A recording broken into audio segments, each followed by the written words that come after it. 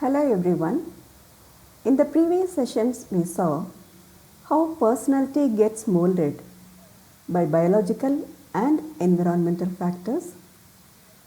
We also saw how the environmental factors of family and educational institutions mold our personality. In this session, we are going to see how our personality gets affected in the workplace.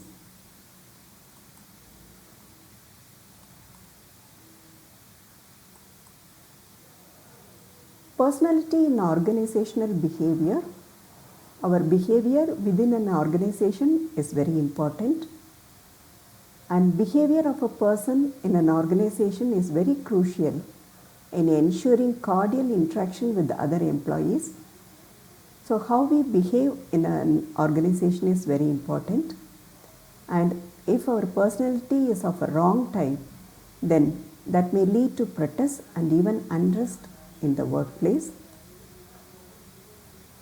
Just like in a family, in the office or in the workplace also we have gender division of labor. Different tasks are assigned for men and women. Ironically enough, for the same work, different value is attached. What women usually do at home, the works like stitching, cooking, cleaning and healthcare, the same work is done by men outside the house, and they serve as tailors, cooks, cleaners and doctors. But this involves money, and usually in an office situation or in an organization, jobs with good working conditions, advancement opportunities and safety are offered to men, whereas job with bad working conditions, low advancement opportunities and little safety are offered to women and minorities.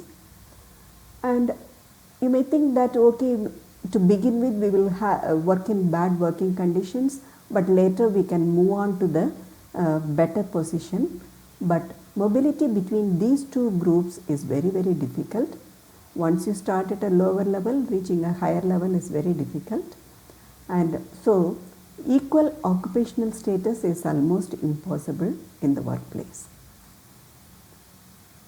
Gender expectations are also there in the workplace.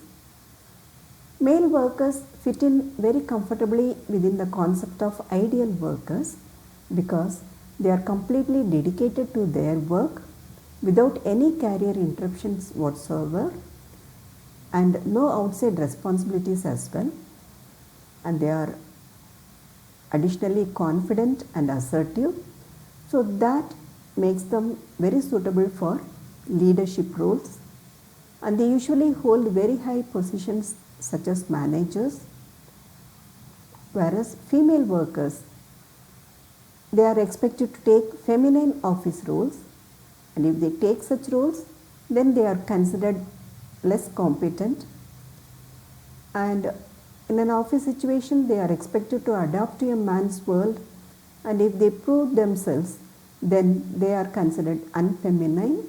So even if they are very feminine, they are at a disadvantage. If they enter the masculine world also, they are at a disadvantage. And very often they hold lower paid positions such as that of secretaries. And gender discrimination manifests itself in so many aspects of an organization, right from hiring to promotion. And in hiring, if a woman has qualification and experience, she may not be considered, whereas a man is considered with less qualification and experience.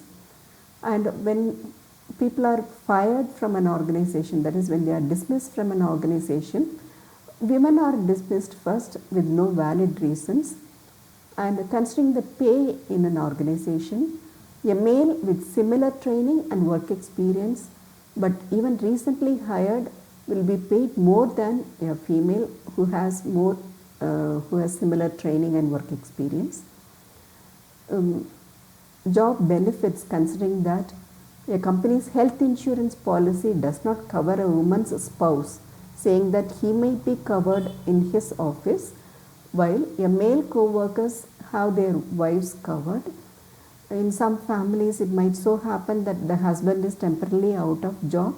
In such cases, the woman is at a disadvantage without any insurance coverage. And when it comes to promotion, women with long service and exemplary performance reviews and awards, employee awards and all they might have got, still they may not be considered for promotion. And added to it, they have demotion also. That is, after having a baby, a woman's position is changed to a lower level with less pay. That also happens in the workplace. So, considering the plight of women employees, especially in the workplace, we find that they lack formal education, so they are in low paid jobs, and poverty, malnourishment adds to it, and mobility requires permission from males in the household. Wherever they have to go, they have to get permission from their spouses, and religious practices and beliefs are also in the way of women. And inequality in national laws. Some laws favor men whereas they are detrimental to the advancement of women. And child rearing responsibilities. So society very firmly believes that bringing up a child is only a woman's responsibility. Added to it, domestic violence and heavy domestic workload also prevents women from going out and take up a job.